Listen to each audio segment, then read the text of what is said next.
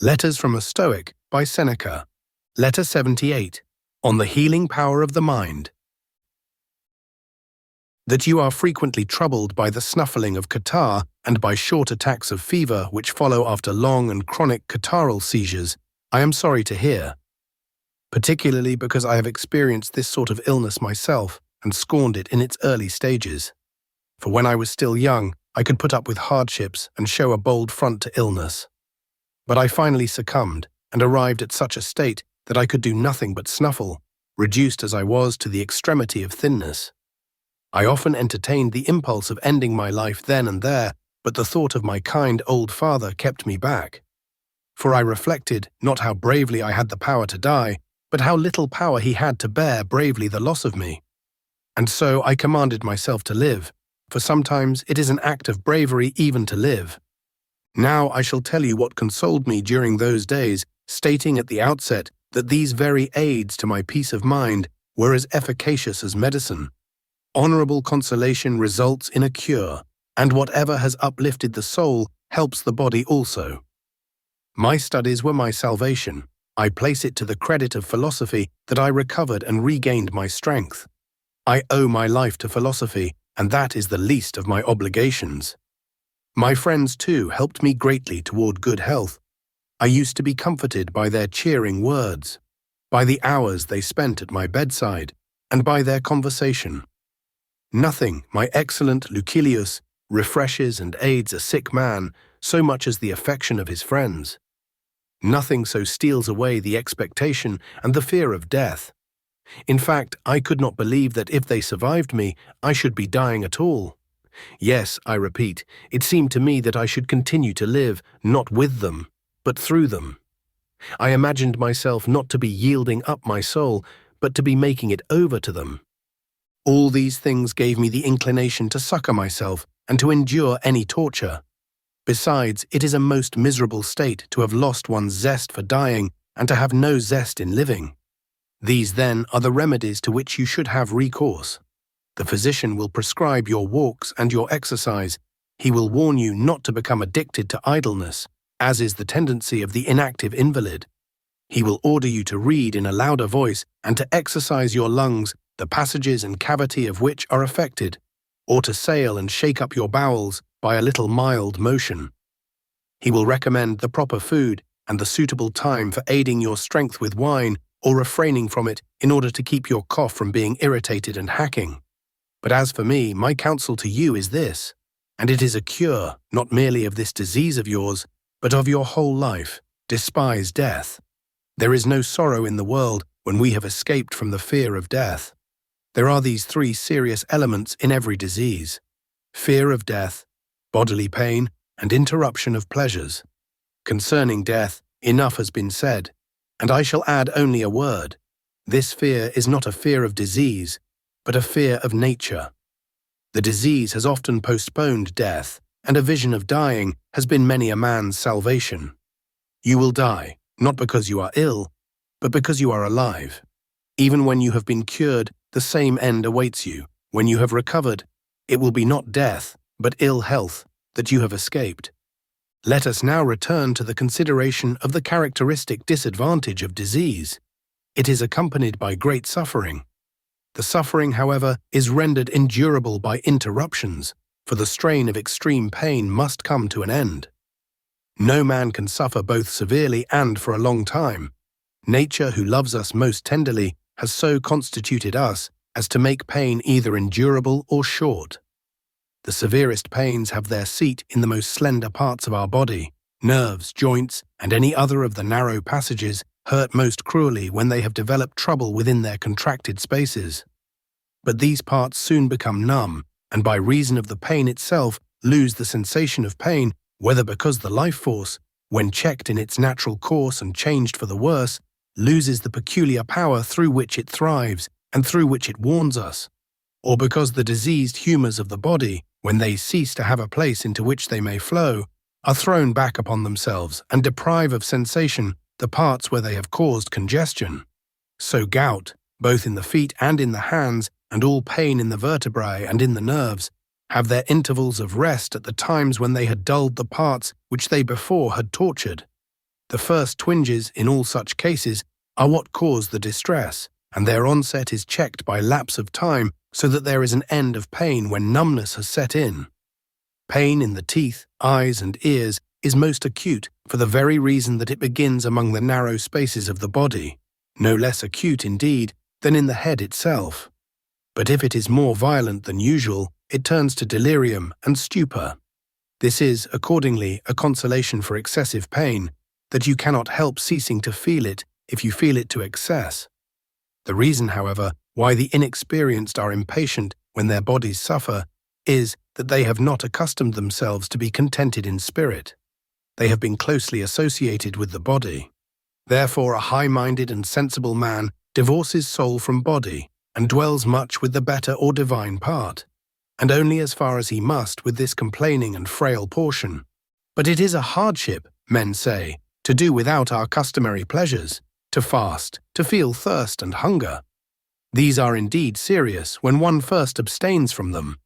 Later the desire dies down, because the appetites themselves, which lead to desire, are wearied and forsake us. Then the stomach becomes petulant, then the food which we craved before becomes hateful. Our very wants to die away. But there is no bitterness in doing without that which you have ceased to desire. Moreover, every pain sometimes stops, or at any rate slackens.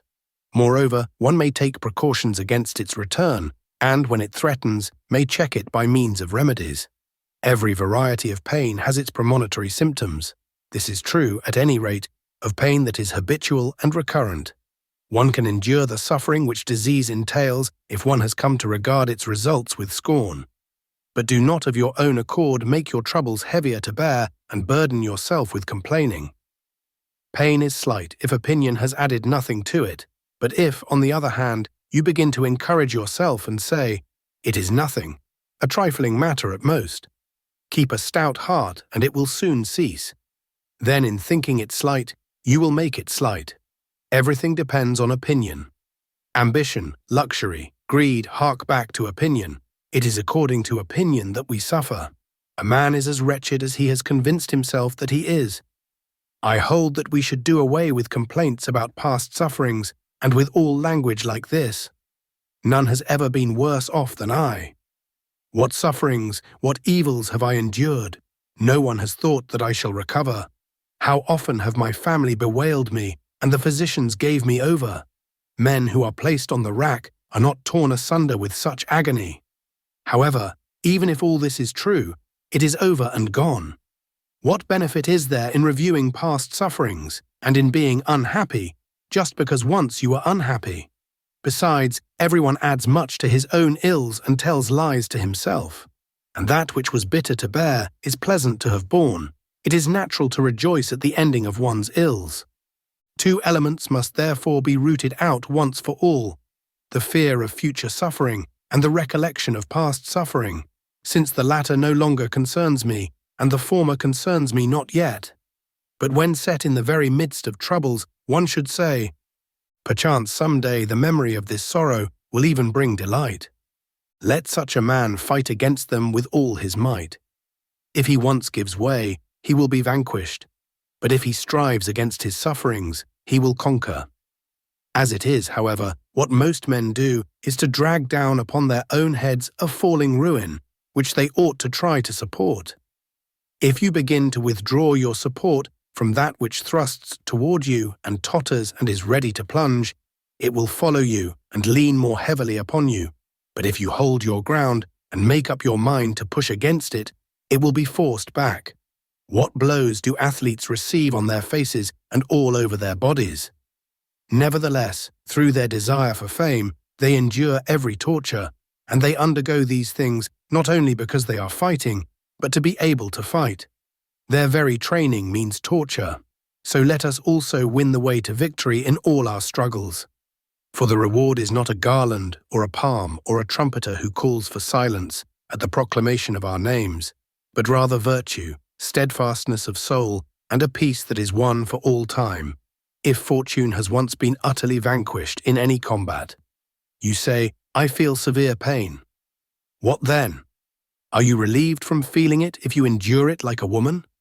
Just as an enemy is more dangerous to a retreating army, so every trouble that fortune brings attacks us all the harder if we yield and turn our backs. But the trouble is serious. What? Is it for this purpose that we are strong, that we may have light burdens to bear? Would you have your illness long drawn out, or would you have it quick and short? If it is long, it means a respite, allows you a period for resting yourself, bestows upon you the boon of time in plenty. As it arises, so it must also subside. A short and rapid illness will do one of two things. It will quench or be quenched. And what difference does it make whether it is not or I am not? In either case, there is an end of pain. This too will help, to turn the mind aside to thoughts of other things and thus to depart from pain.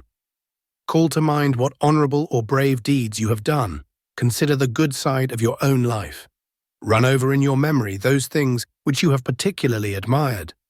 Then think of all the brave men who have conquered pain, of him who continued to read his book as he allowed the cutting out of varicose veins, of him who did not cease to smile, though that very smile so enraged his torturers that they tried upon him every instrument of their cruelty.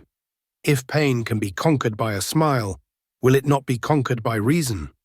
You may tell me now of whatever you like, of colds, hard coughing spells that bring up parts of our entrails, fever that parches our very vitals, thirst, limbs so twisted that the joints protrude in different directions. Yet worse than these are the stake, the rack, the red-hot plates, the instrument that reopens wounds while the wounds themselves are still swollen and that drives their imprint still deeper. Nevertheless, there have been men who have not uttered a moan amid these tortures. More yet, says the torturer, but the victim has not begged for release. More yet, he says again, but no answer has come. More yet. The victim has smiled, and heartily too. Can you not bring yourself, after an example like this, to make a mock at pain? But you object, my illness does not allow me to be doing anything. It has withdrawn me from all my duties. It is your body that is hampered by ill health, and not your soul as well. It is for this reason that it clogs the feet of the runner and will hinder the handiwork of the cobbler or the artisan. But if your soul be habitually in practice, you will plead and teach, listen and learn, investigate and meditate. What more is necessary? Do you think that you are doing nothing if you possess self-control in your illness? You will be showing that a disease can be overcome, or at any rate endured. There is, I assure you, a place for virtue even upon a bed of sickness. It is not only the sword and the battle line that prove the soul alert and unconquered by fear. A man can display bravery even when wrapped in his bedclothes. You have something to do, wrestle bravely with disease. If it shall compel you to nothing, beguile you to nothing, it is a notable example that you display. Oh, what ample matter were there for renown if we could have spectators of our sickness. Be your own spectator, seek your own applause. Again, there are two kinds of pleasures. Disease checks the pleasures of the body, but does not do away with them. Nay, if the truth is to be considered, it serves to excite them, for the thirstier a man is, the more he enjoys a drink. The hungrier he is, the more pleasure he takes in food. Whatever falls to one's lot after a period of abstinence is welcomed with greater zest. The other kind, however, the pleasures of the mind, which are higher and less uncertain, no physician can refuse to the sick man. Whoever seeks these and knows well what they are, scorns all the blandishments of the senses. Men say, "Poor sick fellow." But why? Is it because he does not mix snow with his wine, or because he does not revive the chill of his drink, mixed as it is in a good-sized bowl by chipping ice into it? Or because he does not have lucrine oysters opened fresh at his table? Or because there is no din of cooks about his dining hall as they bring in their very cooking apparatus along with their viands? For luxury has already devised this fashion of having the kitchen accompany the dinner, so that the food may not grow lukewarm or fail to be hot enough for a palate which has already become hardened. Poor sick fellow! He will eat as much as he can digest. There will be no boar lying before his eyes, banished from the table as if it were common meat, and on his sideboard there will be heaped together no breast meat of birds, because it sickens him to see birds served whole. But what evil has been done to you? You will dine like a sick man, nay, sometimes like a sound man. All these things, however, can be easily endured. Gruel, warm water, and anything else that seems insupportable to a fastidious man, to one who is wallowing in luxury, sick in the soul rather than in body, if only we cease to shudder at death. And we shall cease if once we have gained a knowledge of the limits of good and evil. Then and then only, life will not weary us, neither will death make us afraid, for surfeit of self can never seize upon a life that surveys all the things which are manifold, great, divine. Only idle leisure is wont to make men hate their lives. To one who roams through the universe, the truth can never pall. It will be the untruths that will cloy. And, on the other hand, if death comes near with its summons, even though it be untimely in its arrival, though it cut one off in one's prime, a man has had a taste of all that the longest life can give. Such a man has in great measure come to understand the universe. He knows that honorable things do not depend on time for their growth.